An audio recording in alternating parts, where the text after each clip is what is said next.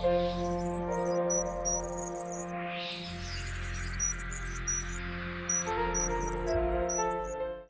players just press attack and hope for the best. But in Seal Emon Cross, combos are not just extra hits.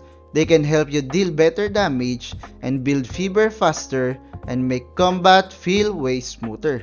If combos have been confusing, this guide will make it simple. No complicated talk, no over-explaining, just the basics you actually need so you can start using combos the right way. So, let's start with what combos actually do, because that part matters before anything else.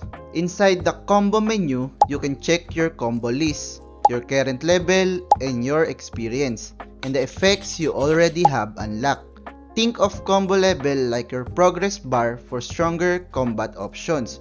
As your combo level goes up, you unlock more effects and better options. You can also use combo experience scrolls to help level it faster, or set preset laters once those unlocks. Now that you know where combos come from, let's talk about how to trigger them in battle. During battle with a Vile, press the attack button to start a combo. Then keep attacking or tapping until the combo gauge disappears. And here's the important part. The number of critical hits you land before the gauge disappears decide which combo activates. So if you hit more crits, you can trigger a stronger combo stage. So for example, 5 critical hits can trigger a 5-stage combo, and 7 critical hits can trigger a 7-stage combo. So if you've unlocked that combo, it will activate, and if not, it won't. You can also swipe the attack button upward to instantly activate the combo based on your current hit count. When it lands, you'll see the combo name and effect, and your fever gauge will go up. And that fever gauge is where things start getting even better. When the fever gauge is full, the fever button becomes available. Once you activate fever, you get buffs that help you in combat for a limited time.